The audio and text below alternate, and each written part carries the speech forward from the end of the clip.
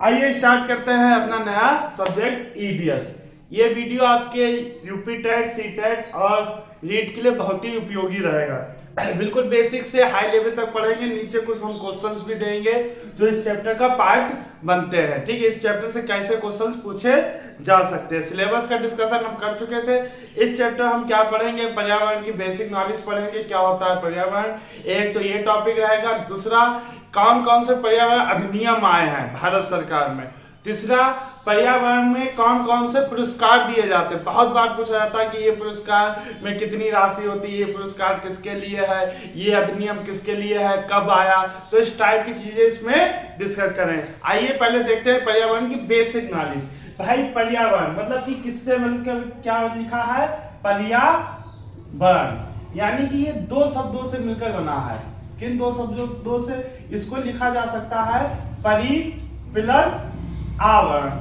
परि प्लस आवरण, जिसमें परि का अर्थ होता है, ठीक है, दो शब्दों से मिलकर बना होता है परि प्लस आवरण। परि का मतलब होता है चारों तरफ से, चारों तरफ से, और आवरण का मतलब होता है घेरा। ठीक है, यानी कि इसके शब्द से ही, पर्यावरण से ही इसकी डिफिनेशन क्लियर हो गई है कि चारों तरफ से जो घेरा होता है वही आपका पर्यावरण कहलाता है। या कह सकते हैं, कहीं कहीं लिखा होगा, एक व्यक्ति के चारों तरफ, एक व्यक्ति के चारों तरफ जो घेरा होगा वो उसका क्या कहलाएगा, पर्यावरण कहलाएगा। या पर्यावरण का एक शाब्दिक अर्थ ये भी ले सकते हैं कि वातावरण। पर्यावरण का मतलब होगा वातावरण। एक व्यक्ति के चारों तरफ का वातावरण क्या कहलाएगा, पर्यावरण कहलाएगा। ठीक है, अब चलिए बढ़ते हैं। ठीक है, और यहाँ पे क्वेश्चन पूछा गया है कि परि जो शब्द है कि किस भाषा का शब्द है। तो परि आपका संस्कृत भाषा का शब्द है। लिख लीजिएगा, परि कैसा शब्द है, संस्कृत भाषा का शब्द है। जरा इंग्लिश के भी इन्वायरमेंट से भी एक ना एक क्वेश्चन बनता है, पूछा गया है इन्वायरमेंट, ये इन्वायरन किसको मतलब कि किस किस से मिलकर बना है। ठीक, तो पहले जैसे पर्यावरण किससे मिलकर बना है, परि प्लस आवरण, ऐसे इन्वायरमेंट जो इंग्लिश शब्द है ये किससे बना हुआ। तो ये किससे बना हुआ है, देखिए ये आपका बना है इन्वायरन प्लस मेंट। ठीक है, ये इसका मतलब होता है चारों तरफ से। ठीक है, इसका मतलब होता है चारों तरफ से, और इसका मतलब होता है घेरा। ठीक है, सेम होता है, लेकिन हमने ये लिखवाया क्यों, क्या रीजन था। इसमें ये जो शब्द लिखा है ये पूछा गया है ये किस भाषा का शब्द है। ठीक है, ये पूछा गया है ये किस भाषा का शब्द है, तो आप कह दोगे ये फ्रेंच भाषा का शब्द है। ठीक है, इन्वायरन, ठीक है, किसका शब्द है, फ्रेंच भाषा का शब्द है। या इसको इन्वायनर भी बोलते हैं। ठीक है, इन्वायनर भी बोलेंगे तब भी कहें ये किसका शब्द है, फ्रेंच भाषा का शब्द है। ठीक है, अब देखिए हम डिफिनेशन पे चलते हैं। ठीक है, और एक सवाल क्वेश्चन ये भी पूछा गया है कि इन्वायरमेंट का पर्यायवाची शब्द कौन सा है। इन्वायरमेंट का पर्यायवाची शब्द कौन सा है, तो नोट कर लीजिएगा, इन बल्ब को इन्वायरमेंट का पर्यायवाची शब्द कहा जाता है। चार ऑप्शन दे दें, कहा जाएगा, बताइए निम्नलिखित में से इन्वायरमेंट का पर्यायवाची कौन सा है। तो इन बल्ब आपका इन्वायरमेंट का पर्यायवाची शब्द होता है। क्यों होता है, क्योंकि इन्वॉल्व देखा है लिफाफा, लिफाफा में भी एक कोई वस्तु होती है और चारों तरफ से वो बंद होता है, घेराव होता है। ठीक है, उसी प्रकार हमको मान लिया कि हम कोई लिफाफे के अंदर रखी कोई आर्टिकल है और चारों तरफ से हम ये घिरे हुए हैं। ठीक है, तो इसलिए इन्वायरमेंट का पर्यायवाची शब्द क्या होता है, इन्वॉल्व होता है। ठीक है, आगे देखिए डिफिनेशन को समझते हैं। डिफिनेशन से बहुत से सवाल आते हैं। ठीक है, डिफिनेशन से दो सवाल आपको कराएंगे, आपकी डिफिनेशन क्लियर हो जाएगी, आपके क्वेश्चन भी क्लियर हो जाएंगे कि कैसे पूछा जाता है। देखिए हमारे चारों तरफ, ठीक है, चारों तरफ जो भी चीजें होंगी वो क्या कहलाएगा, हमारा एनवायरनमेंट कहलाएगा। अब समझिए, आप लोग कह रहे थे कि क्या एनवायरनमेंट में परिवार आएगा, बिल्कुल आएगा। क्यों, हम चारों तरफ अपने परिवार से नहीं घिरे होते हैं। आप लोग कह रहे थे कुछ बच्चे, क्या झील, नदियां, संविधान ये सब आएगा एनवायरनमेंट में, बिल्कुल आएगा। बच्चे सोच रहे थे अभी तक तो प्रकृति के बारे में भी पढ़ते रहे, नहीं, आपके चारों तरफ जो भी वस्तु है, कुर्सी है, ये कुर्सी है, ये बोर्ड है, ये मार्कर है, ये सब हमारा एनवायरनमेंट का ही हिस्सा है। संविधान, झील, नदियां, यातायात और क्या नाम, परिवार, ये भी हमारा क्या हो जाएगा, एनवायरनमेंट का, पर्यावरण का ही पार्ट बन जाएगा। और जो हमारे तरफ संस्कृति होगी भाई, ये भी तो चारों तरफ हमारी संस्कृति, कोई बोरका पहनता है, ठीक, कोई उर्दू बोलता है, कोई हिंदी बोलता है, ठीक, कोई गांव की भाषा बोलता है, कोई मतलब कि खड़ी बोली बोलता है। तो ये एक प्रकार की संस्कृति है ना, ये संस्कृति है। तो संस्कृति भी किसका हिस्सा है? एनवायरमेंट का ही हिस्सा है, ठीक है। तो हमारे चारों तरफ जो कुछ भी है वो क्या कहलाता है? आपका एनवायरमेंट कहलाता है, पर्यावरण कहलाता है। अब देखिए क्या है, यहाँ से नोट्स चाहिए हो तो हमको कहिएगा, पीडीएफ में भेज देंगे, मैं व्हाट्सएप पे हाई लिख के भेज दीजिएगा, आपको पीडीएफ नोट्स की मिल जाएगी। जो बोलना है बिल्कुल सेम टू सेम वही, ठीक है। देखिए अब एनवायरमेंट को थोड़ा आगे बढ़ते हैं। यहाँ से इसका एक सवाल बहुत पूछे जाते हैं कि क्या पूछा जाता है? पर्यावरण के घटक, पर्यावरण के घटक।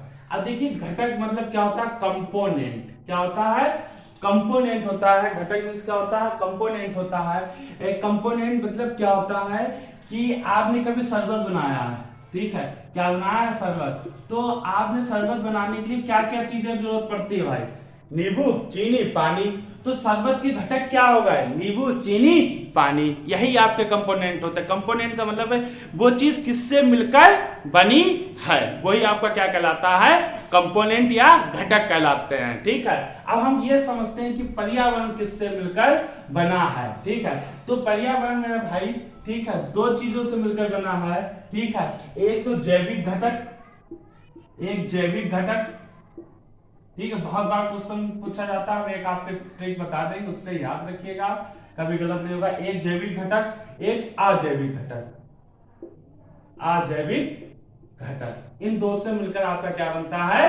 पर्यावरण बनता है। जैविक घटक क्या होते हैं? जो जीवित लोग होते हैं, जैसे जीवित, ठीक है, जो जीवित लोग होंगे हमारे आसपास, पूछ लिया जाता है पहली जैविक है कि अजैविक है, पूछ लिया जाएगा। अब घटक जीवित है कि जैविक है कि अजैविक है, ठीक है, पूछ लिया जाएगा। पेड़ पौधे अजैविक है कि जैविक है, या दोनों है, कुछ भी वो पूछ सकता है। तो याद रखिएगा, जिन वस्तुओं में जान होगी, जिनमें जान होगी वो क्या कहलाएंगे? जैविक कहलाएंगे। जिनमें जान नहीं होगी वो क्या कहलाएंगे? अजैविक कहलाएंगे। अगर कह दिया जाए पानी कैसा है, तो आप कहोगे भाई पानी में तो जान नहीं है, पानी में जान नहीं है, तो आपका क्या हो गया? पानी अजैविक हो गया, ठीक है। अब देखिए इन्हीं दोनों चीजों से तो मिलकर बना है पर्यावरण भाई।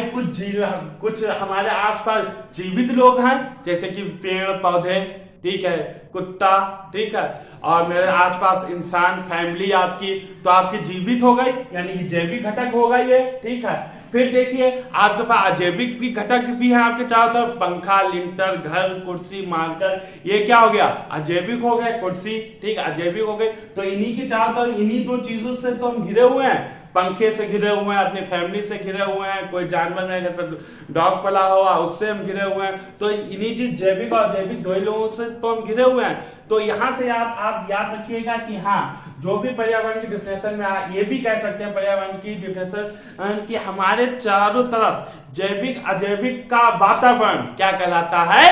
पर्यावरण कहलाता है, ठीक है। याद रखिएगा, हमारे चारों तरफ जैविक अजैविक का वातावरण क्या कहलाता है? पर्यावरण कहलाता है। अब देखिए जैविक क्या होते हैं, ठीक है, याद रखिएगा। जैविक में तीन चीजें आ जाती हैं। एक तो आ जाता है जीव, दूसरा आ जाता है पेड़ पौधे, और चौथा आ जाता है अपघटक। एक बार सवाल आया था कि एक बात बताइए कि अपघटक क्या है? जैविक है कि अजैविक? तो अपघटक आपका क्या है? जैविक है, ठीक है। अभी डिस्कस करेंगे अपघटक होते क्या है। इसमें क्या आ जाएगा? इसमें तालाब आ जाएगा, ठीक है, कुर्सी मेज आ जाएगी, कुर्सी मेज, ठीक है। फिर इसमें आ जाएगा आपका मार्कर भी आ जाएगा, ठीक है, जिनमें जान ना हो, ठीक है। इसमें क्या आ जाएगा? समुद्र भी आ जाएगा, ETC बहुत से हो सकते हैं, ठीक है। जिनमें जान ना हो वो सारे किस में आ जाएंगे? अजैविक में आ जाएंगे। अब चलिए बढ़ते हैं, अब घटक क्या होता है? अब घटक वो होते हैं, अब घटक का मतलब क्या होता है कि जो पर्यावरण में पेड़ पौधे या किसी भी जानवर को मिट्टी में मिला दें, यानी कि आप किसी भी चीज को बिल्कुल गायब कर दें। अब घटक मतलब इंग्लिश में मतलब कहना है उसका विलुप्त कर दें, ठीक है। तो वातावरण में कुछ जीव ऐसे पाए जाते हैं, जैसे आपने देखा होगा कि कोई जानवर सड़ रहा है, ठीक है, कोई जानवर सड़ रहा है, आप वहां से निकले, लेकिन आप 2 या 3 महीने बाद जाओगे, वहां जानवर नहीं मिलेगा, ठीक है, उसका अपघटन हो गया होगा। यानी वहां पे कुछ ऐसे जीव थे जिन्होंने क्या कर लिया, उनको खा लिया। यानी अपघटक के अंदर क्या आ गए, जीव भी तो आ गए। यानी कि अपघटक का मतलब क्या है, किसी चीज को मिट्टी में मिल जाना या किसी चीज को विलुप्त कर देना, ठीक है। अब हमारा भी अपघटन हो जाता, जैसे अभी हमको कुछ हो जाए, ठीक है, तो क्या हो जाए, हमारे कीड़े जैसे आ जाएंगे, ठीक है, तो वहां पे क्या होगा, हम थोड़े दिनों बाद, आपने देखा होगा बॉडी आपकी किसी भी चीज की बॉडी पड़ी हो, थोड़े दिनों बाद वो वहां से गायब हो जाएगी। गायब होके जाएगी कहाँ, बॉडी जो होगी वहां पे मिट्टी बन जाएगी, ठीक है। तो अपघटन का मतलब क्या होता है, विलुप्त हो जाना, किसी को विलुप्त कर देना। और वो विलुप्त करने के लिए जो कारक होते हैं वो होते हैं जीव, होते हैं छोटे छोटे कीटाणु टाइप के होते हैं, ठीक है। तब कीटाणु आ गया तो उनमें जान आ गई, उनमें जान आ गई तो वो क्या हो गया, आपके अपघटक हो गया। अब एक परिभाषा बहुत पूछी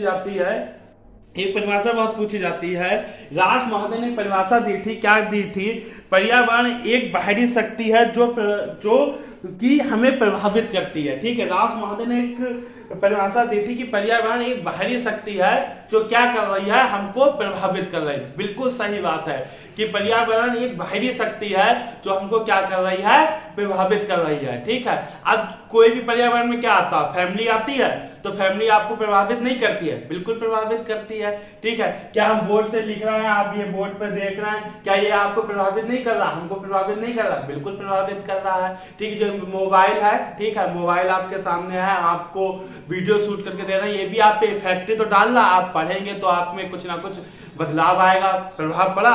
तो रास महोदय ने कहा है, याद रखिएगा, रास महोदय ने कहा है, ठीक है, कि कई बार पूछी गई है, ठीक है, डेफिनेशन कि ये कथन किसका है, तो लिख लीजिए, रास महोदय ने कहा है कि क्या कहा है, पर्यावरण एक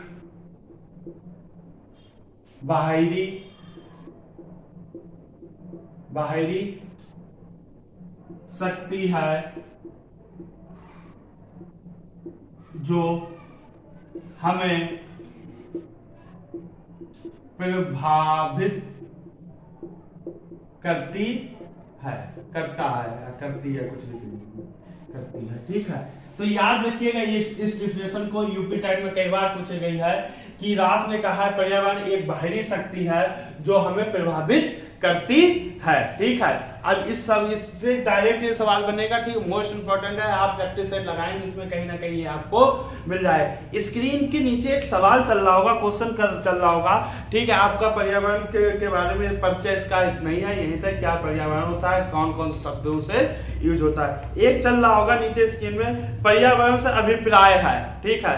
तो भूमि जल, पहला ऑप्शन है भूमि जल व पौधे एवं पशुओं की प्राकृतिक दुनिया जो इनके चारों अस्तित्व में है। देखिए, पहले पोस्ट करके खुद दीजिएगा, ठीक है, आंसर खुद दीजिएगा, फिर मेरा सोल्यूशन देखिएगा। भाई, भूमि जल वायु पौधे पशुओं की प्राकृतिक दुनिया जो इनके चारों तरफ अस्तित्व में, बिल्कुल हमने कहा चारों तरफ जैविक अजैविक, और ये सारी की सारी चीजें क्या आ जाती है, जैविक और अजैविक, तो पहला ऑप्शन सही है, ठीक है। फिर देखिए, उन संपूर्ण दशाओं का योग जो व्यक्ति को एक समय एक बिंदु पे घेरे हुए होती हैं। हमने बताया था, लिफाफे वाला एग्जाम्पल भी दिया था कि आपके एक व्यक्ति को चारों तरफ से घेरी हुई सारी दशाएं आपका क्या कहलाता है, पर्यावरण कहलाता है। लिफाफे वाला एग्जाम्पल दिया था कि एनवायरनमेंट किसका पर्यायवाची है, एनवलप का पर्यायवाची है, ठीक है, ये भी आपका सही है।